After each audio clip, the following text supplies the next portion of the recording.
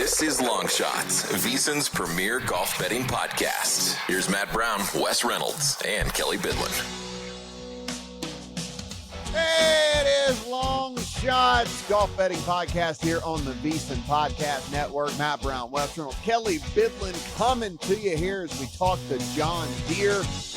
Fellas, I don't think we need to take a very long look back this past week, other than the fact that somehow we escaped last week without winning anything an outright, which is like, guys, we did almost the impossible because we were all over that sumbitch and could not get anything done with all of that.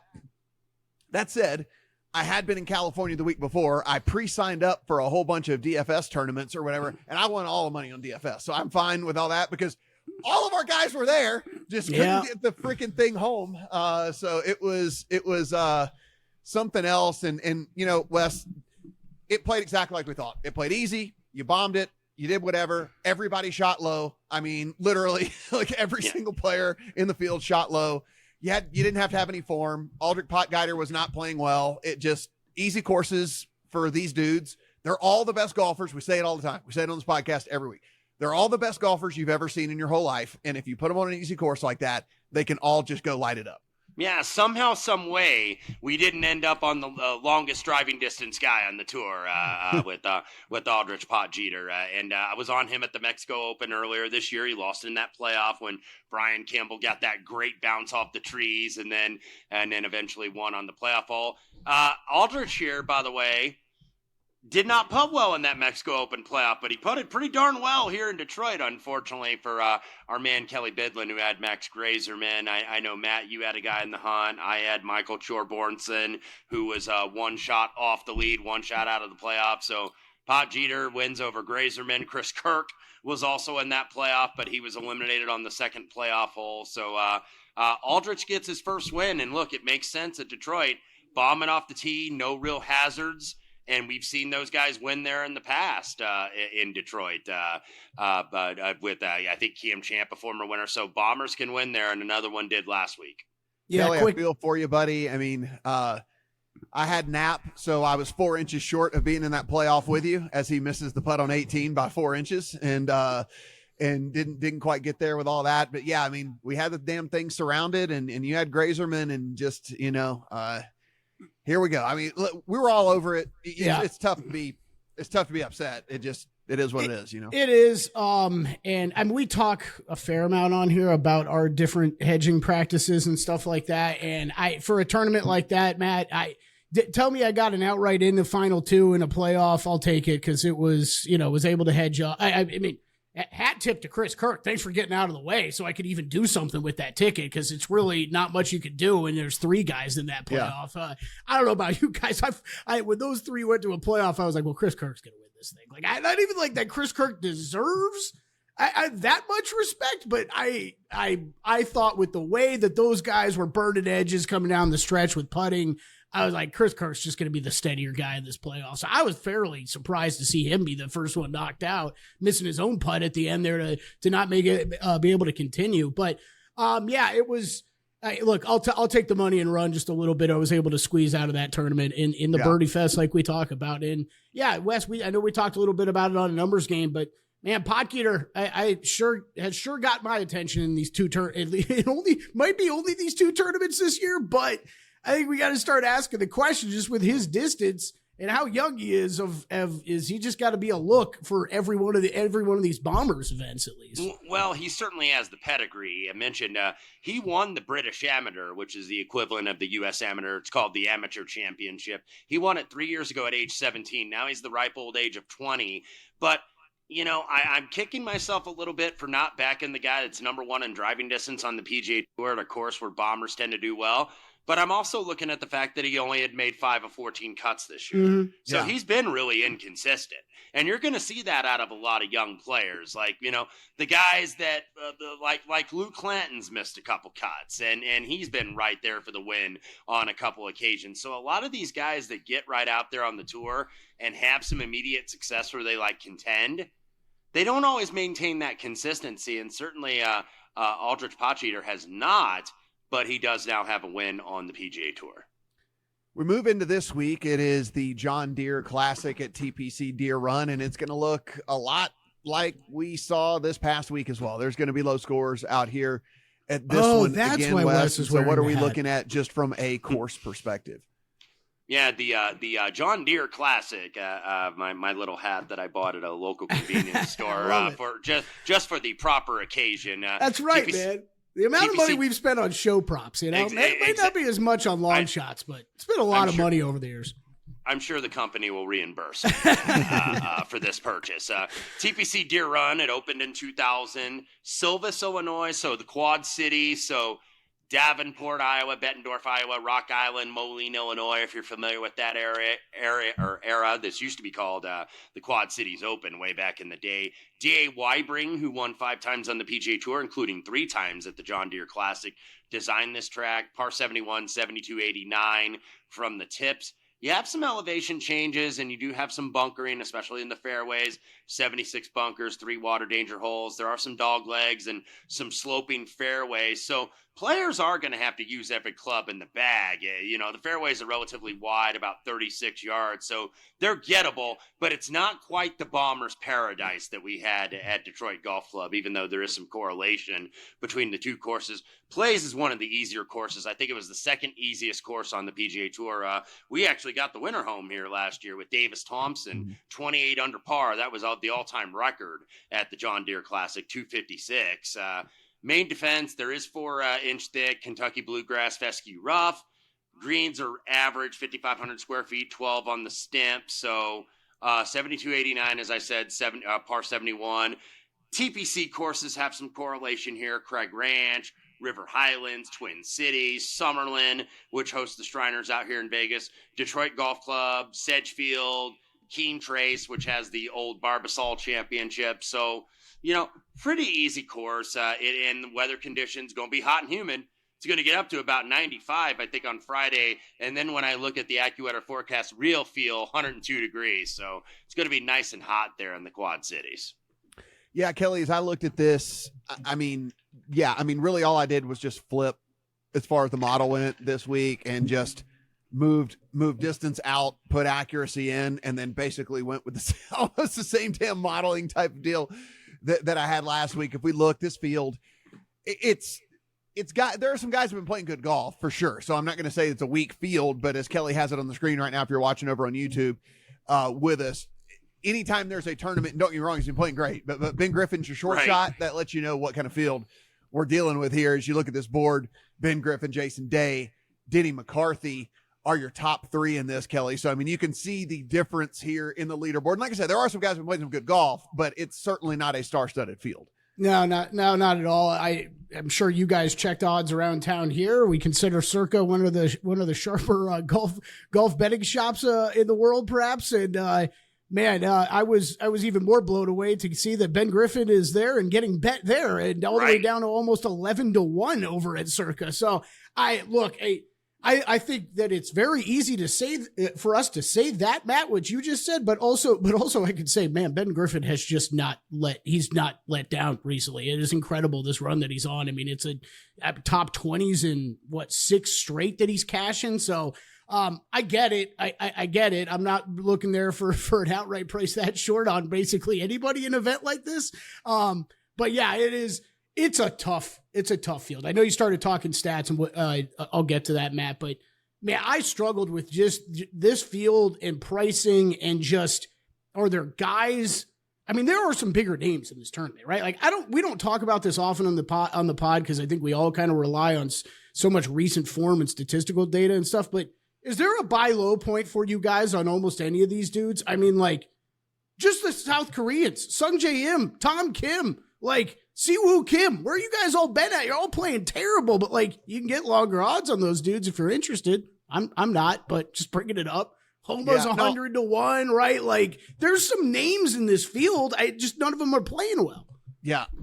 It's so I brought it up at the top of the show, and I'll bring it up again here because, I mean, look, it's gambling, and I understand that we typically talk just traditional sports betting or something like that. It's like, I think a tournament like this is fantastic, a fantastic DFS tournament. Like, you find 12 dudes you really, really like, and then you can just kind of cycle them through and come through with like the best iteration of these 6-man teams and stuff and all that. Like, I think this is an awesome DFS week.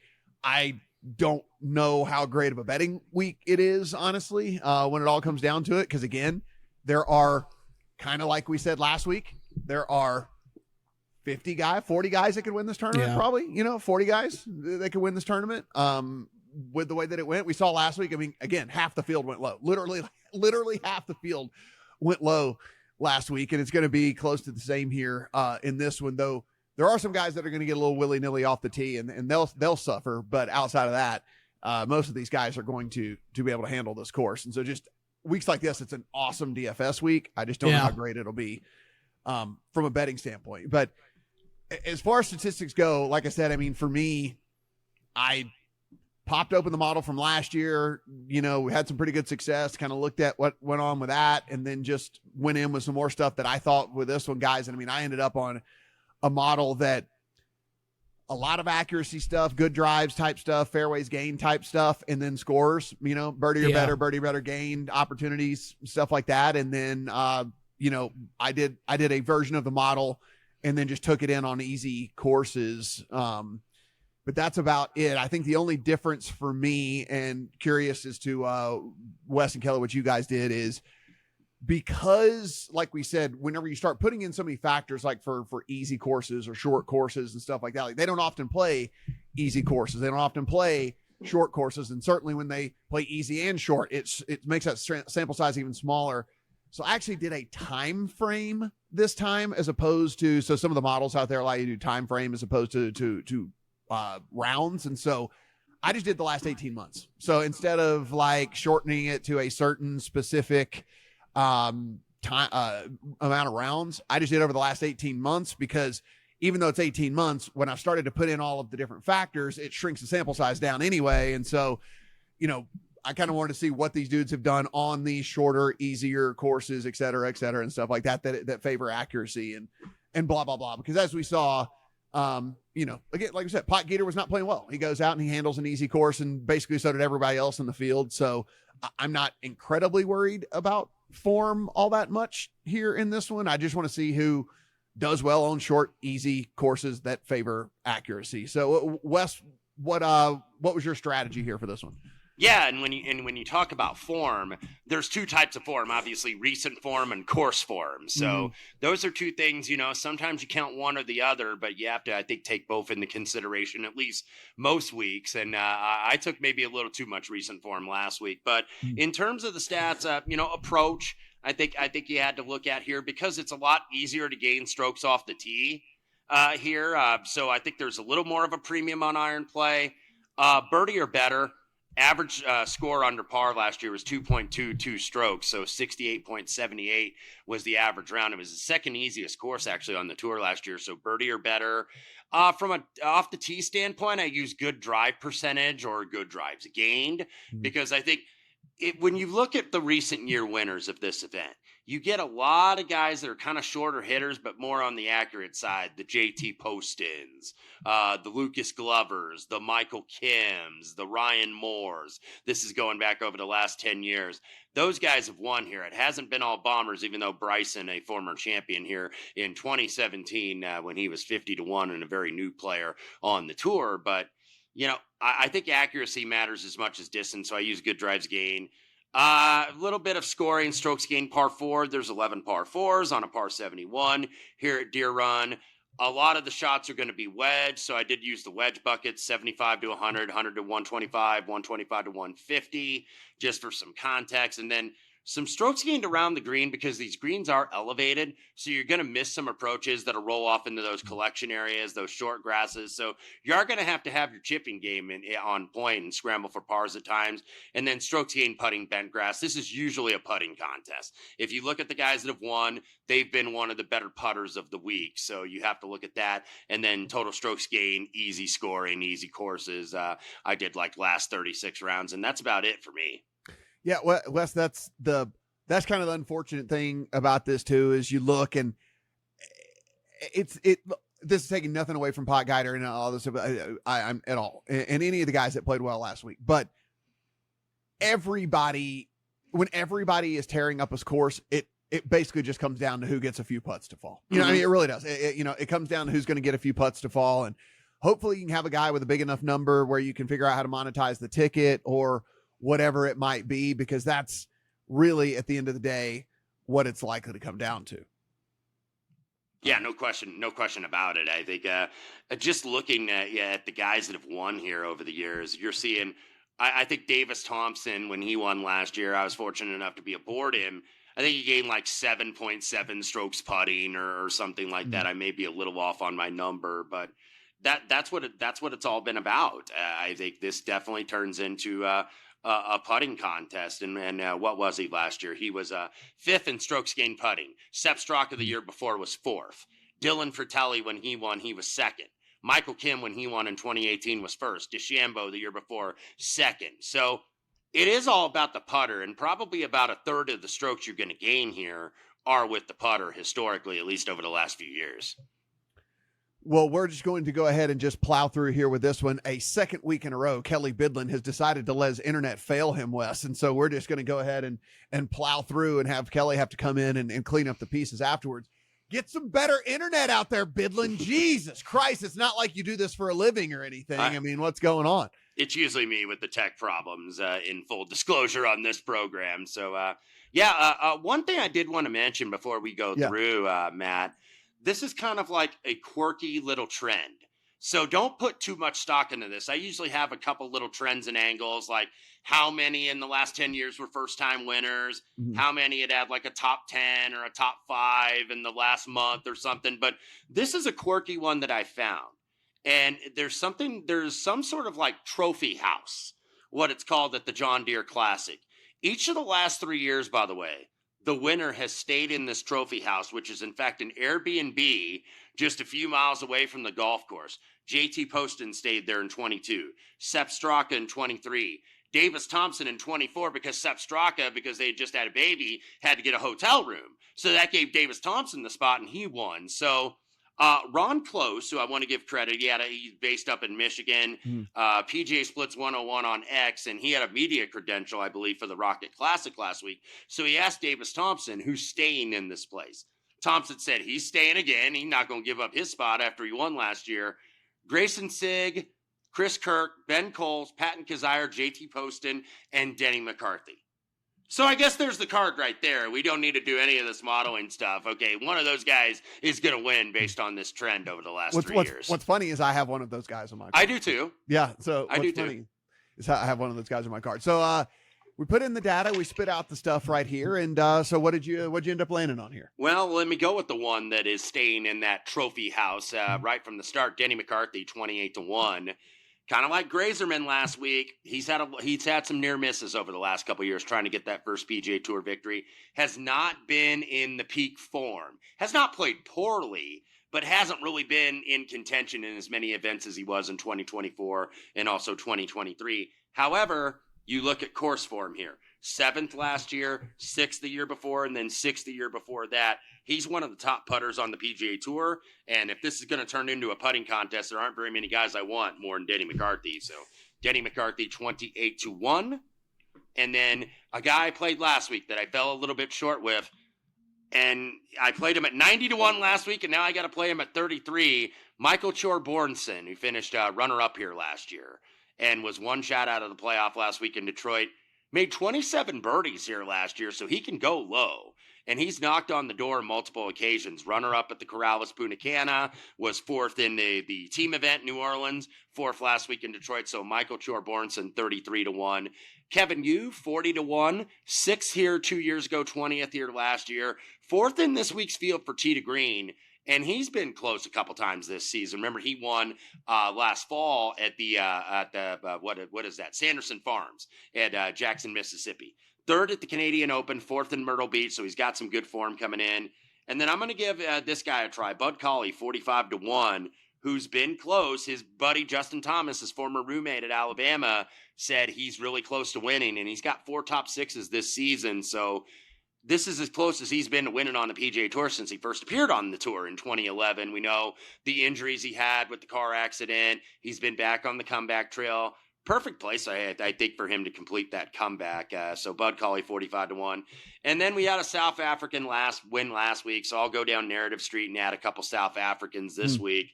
Christian Bezuidenhout 75-1, who was the runner-up here back in 2022. He's played good golf of late, T12 at Oakmont at the U.S. Open, and then he was only 45th at the Travelers, but he was first in the field for strokes gained putting, and he is very similar to McCarthy. One of the best on and around the green. So Bezuidenhout 75-1, Kirsten Lawrence 85-1, missed 10 of his first 12 cuts in his debut season on the PGA Tour. But he went back to the DP World Tour, finished 4th in Belgium, and then all of a sudden he came back and he was T12 at the U.S. Open, T8 last week in Detroit. So maybe some momentum on Kirsten Lawrence's side. And then we're going to close it out, 100-1, the Gim Reaper, Doug Gim, 124th in FedEx Cup points right now. So he needs a couple very good weeks to kind of keep that card out of peril. Top 20 last week in Detroit, gained strokes in all areas. And I think he's the guy that kind of fits that profile. I mentioned a little bit earlier about like Glover and Poston and Michael Kim and those guys. Shorter hitter that's a really accurate ball striker. So Doug Gim 100-1 closes out the card. As I sit over here and kind of giggle to myself, Wes, as Kelly popped in, but then popped out again. Like it's just something going on with him over there. So whatever, it is what it is. Yes. It is what it is with Kelly. So again, it's I'm not a spray and pray situation for me. Last week, I mean, Wes, every one of my friggin' guys made the cut, and then it just, it just didn't get home. I mean, you said, got the closest with Knapp, but Clanton blew up on Saturday only to come back on Sunday and shoot another really great round. I mean, it's funky. Everything's funky. So kind of is what it is. I did end up on Bud Colley as well with you there. So Bud Colley did make the card for me. If you look for him, guy that finished inside the top 12 in every version of mine. So anytime that's the case, then I'm going to have to go in and give him a look. So I did that. So Bud Colley did make mine number one in my model. And Wes, again, I went about it a little bit differently this week, considering I went for a much bigger sample size of all this. But Rico Hoey, I mean, made the top. I mean, literally number one in the model for me this week. He was number one in good drive percentage for me. So yeah, and if you're looking here again, I talked about this being a decent DFS week and stuff. I mean, he's only $7,300. So if you're trying to cobble together a lineup that has some cheap dudes and stuff like that, if you need to fill them out, I think Rico Hoey's in there. So Rico Hoey made it for me this week. One of the guys you mentioned staying in that house, Wes, Ben Coles, made it for me this week. So good on that. So Ben Coles. So there, I'll check Ben Coles off the list of maybe I'll be able to say that I followed the narrative street and did that and got Ben Coles home for that. A guy you were on, I think last week or 2 weeks ago or whatever, but Lee Hodges. Yeah, I was almost going to play him again. Yeah. Was it last week that you were on? Yes. Lee Hodges? Yeah. He was 3rd, 5th, and 4th in the various models in all of this. So, again, another guy that just, when you go in and you look at approach, he's good there. You look at birdie better percentage. He's going to be inside like the top 25, and that's good enough for me, right? Inside the top 25 with all that means he can go out and do it on some of these courses and whatnot, even off the tee inside kind of the top 30, top 35 ish type deal. And so, well-rounded for what I'm looking for here this week. So did play me some Lee Hodges. Who else ended up making the card? Mark Hubbard made the card for me this week, which was a little bit surprising, but modeled out well, and then went in and just kind of looked at him on the flip side of some of the stuff that we've been doing here. And hey, I'm gonna play a guy that can spike. And T13 last week, green across the board. T5 back at Craig Ranch, another course that people did well at, green across the board. You can see the Charles Schwab at Colonial, where almost green across the board. He lost 0.3 strokes off the tee there in that one, but he's typically gaining off the tee. And so Hubbard, decent little stat profile for him here over the last little bit. And again, another guy that I think can, in a weaker field, have some success. And then last one for me is Kevin Roy, and Kevin Roy inside the top 15 for me in pretty much every version of the model. And Wes, look, we talk about this often. We like to see green across the board in different tournaments, but if you're only lacking in one of the areas, I can deal with it, And so at the Rocket T8, he lost a little bit putting. At the Canadian Open, green across except for around the green where he lost a little bit. You can go back to the Byron Nelson, same deal, green everywhere except for around the green. So one little stat that's not really popping for him.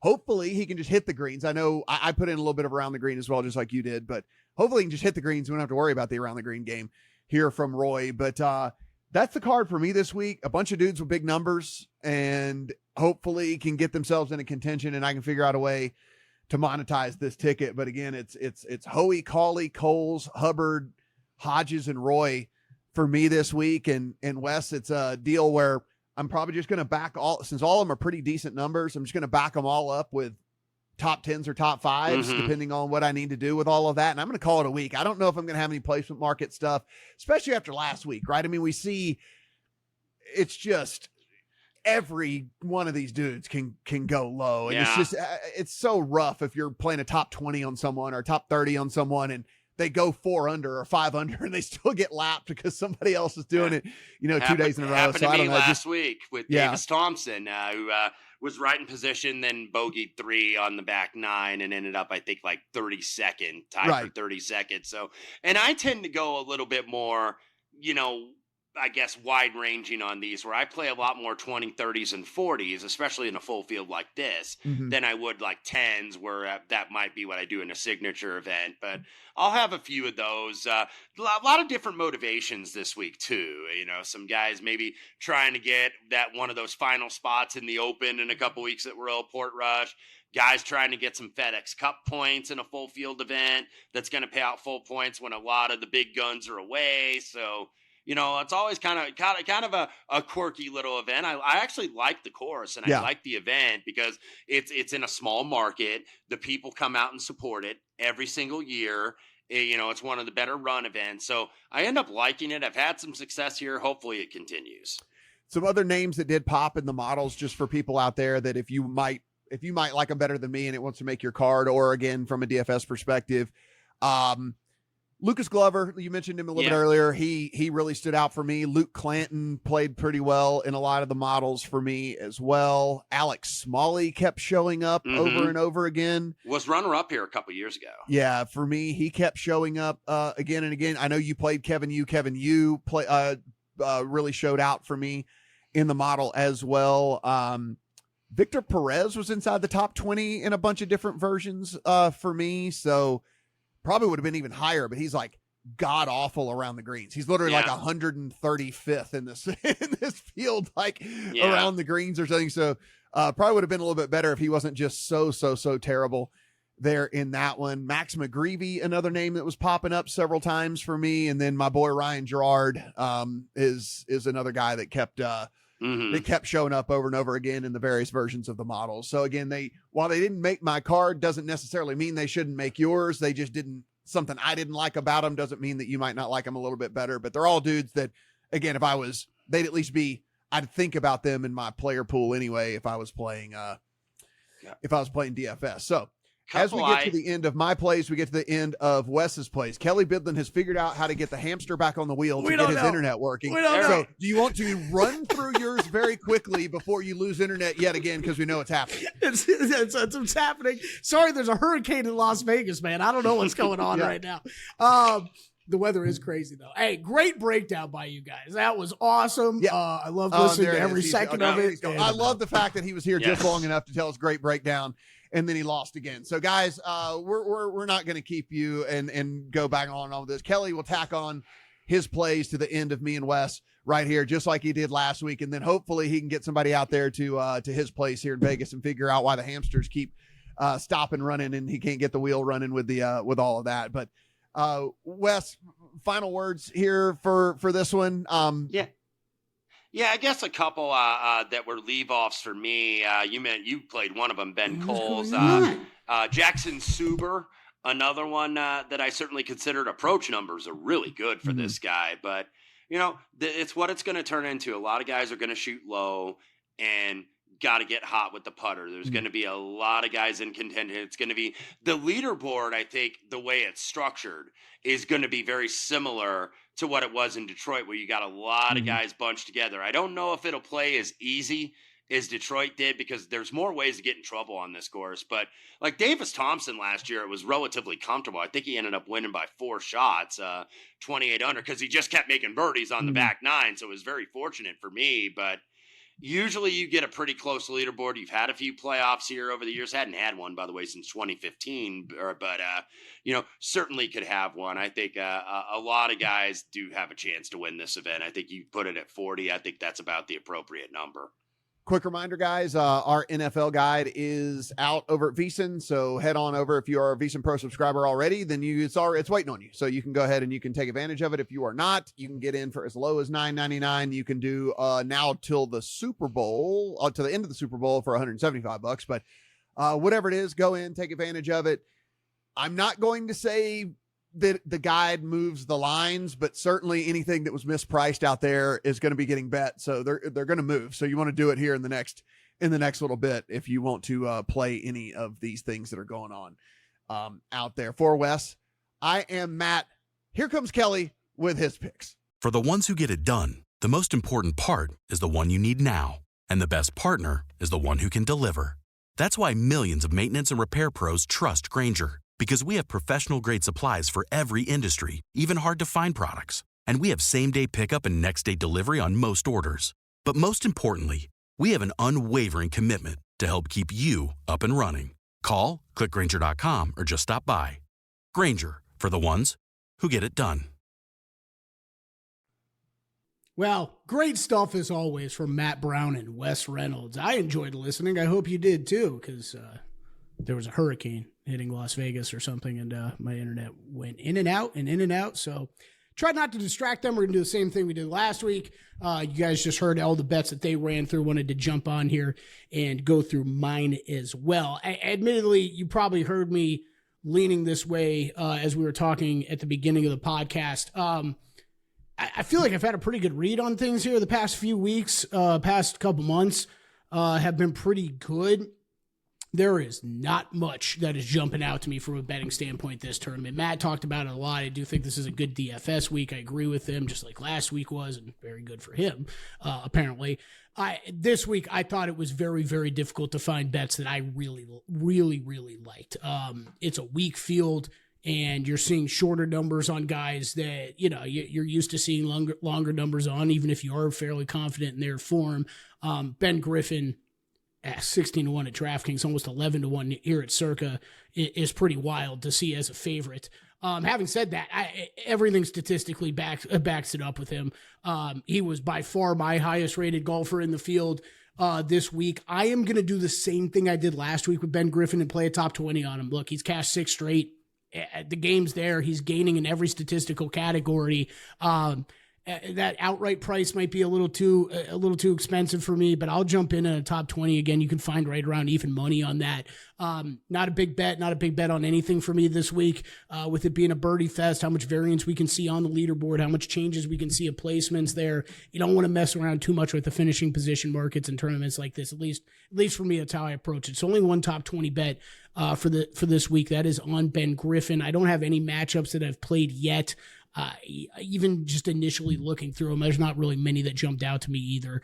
With these guys that can go so low on a course like this, I'd rather just bet a little bit, play a few outrights, cover it with some top 5s in case you get burnt like I did last week with Grazerman. At least you're able to collect that top 5 money and move on. And guess what? We got our last major of the year coming up. So if you've been betting golf all season, nothing wrong with holding back a few dollars that you're going to end up spending on the Open Championship. So, look, 3 outrights for me this week, 3 top 5 plays, 2 that I am pretty confident in, and then I would say a third that, look, it's a name you've heard me bring up a bunch on this podcast on a numbers game if you watch that as well. So, start at the top, Chris Kirk. I'm on him 38-1. You might want to say this is a little recency bias, and in my numbers, it probably is pulling from that a little bit with the incredible tournament he had last week, just losing in that playoff.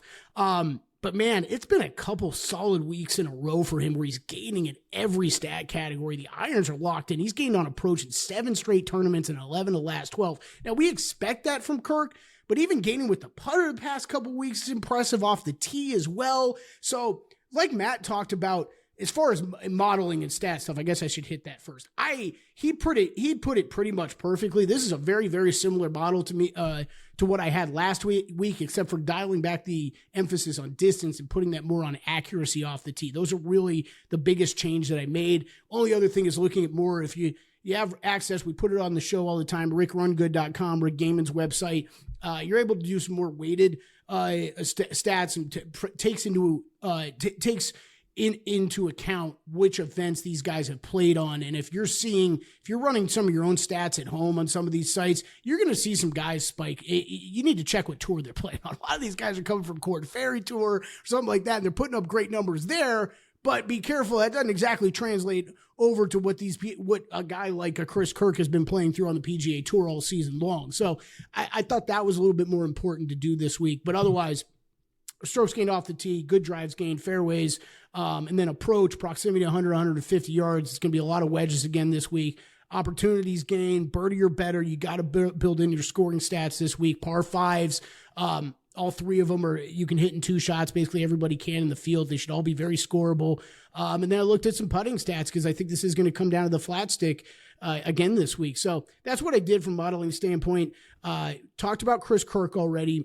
Do like him. Last 16th round, he's 9th on approach in this field. Second tee to green. Tee to green I factored in a little bit more too. I think that goes along with what we're talking about with the weighted stats as well. What have you just done from getting it from the tee onto the green? Let me see where you rate out. That's more important than almost anything for me this week. So he was second in that category. Great with his wedges. He's got solid course history here too. So I mean, nothing that's going to blow your mind, but 2 top 25s here the last 2 years. So Kirk, I played outright and top 5. And then next on my list is Alex Smalley, 53-1. Smalley, look, I played a bunch this year. He started off very consistent at the beginning of the year. We ain't really showing the consistency right now, but he continues to pop them in the models. And it's no surprise if you're going to look at stuff, some of the ball striking statistics that we look at so heavily and factor them in. Guys like him are going to pop. He's 13th off the tee, last 16 rounds in this field. He's 9th tee to green overall, 23rd birdie or better, scoring, 12th on good drives, 5th in total driving. So everything you're looking for off the tee here. He's one of the guys that's actually going to have to dial it back a little bit. I probably wouldn't have played him if he didn't have he finished T2 here 2 years ago. So having the course history to kind of back up what you're seeing in the model allowed me to lean a little bit less on recent results. Now, that is not how I usually approach things, so we'll see. It's a 53-1 shot, priced at accordingly. I'm going to play it small, though, here. Kirk, I like. The other one I like, I know Matt Brown was on him as well. I don't know if Wes said he bet him this week at all, but Wes has bet him a few times this year. Lee Hodges. I am on Lee Hodges. I think at his number, he stood out to me. You're betting him at like 66-1. I got him an outright price. Cover that with a top 5 at 11-1, which is great value there on that top 5 number. Look, Hodges, last 16 rounds, the ball striking numbers are great. He's gaining off the tee and on approach. He's gained with the putter now in 2 straight events too, which you're always trying to look right when these guys who are good ball strikers kind of catch it with the putter. And it looks like he's putting it together. He's gained 8 straight events tee to green he's gained on. He's 3rd in par 5 scoring in this field. He's 14th in bogey avoidance. Recent results, T34 last week. He finished with a T9 at the Canadian Open. So Lee Hodges might be rounding right into form here. I think he's got a game that could fit this course pretty well. I think it's 66-1. He's a good play. I really like that number this week on Lee Hodges. So 66-1, 11-1 on the top 5 is how I played him. So again, high on Kirk, high on Hodges, played Smalley. There were other names that stood out to me. Kevin Yu was probably my last leave off. I believe Wes played him. I like Kevin Yu. I've played him a fair amount this year. I think all 3 of us have on the pod. We've played him a fair amount. I just can't get there on this number. He's as low as 25, 30-1 in places. for an outright price. I can't play it. I don't blame you if you do. He did rate out very highly for me this week. I got very close on him. Emiliano Grillo, Mark Hubbard, guys I considered as well, but ended up passing on. Jake Knapp, I got close to getting back going to this week as well. Like all those guys, they rated out very highly for me. They're all going to be passes, though. This is, like I said, I think I've had a pretty good read on things here the past few weeks. I spent more time digging into stuff this week, coming away with very little that I was interested in investing too much money in. So it will be a light card for me this week. Again, outrights Chris in top fives on Chris Kirk, Alex Smalley, Lee Hodges, and one top 20 play on Ben Griffin. Good luck with all your bets this week. Thanks for watching and listening to Long Shots. Reminder, it is up on YouTube if you are listening to this in your car right now, maybe on your way to work. All of our stuff can be found on YouTube. We do use some visuals from some of the websites we talk about as well. So check it out. Leave us a thumbs up. Leave us a rating if you can. We appreciate it. Any comments you got, we leave them there. You should tweet them at us, though, for sure, too. That is definitely the way that me, Matt, and Wes will find you quicker. So what is it? At Wes Reynolds 1, at Matt Brown M2, at Kelly Bidlin. Remember everybody's Twitter accounts. It's pretty impressive. VSiN.com for all of our bets, as always, and Wes's great write-ups. Definitely want to check those out. Until next week, I'm Kelly. See you later.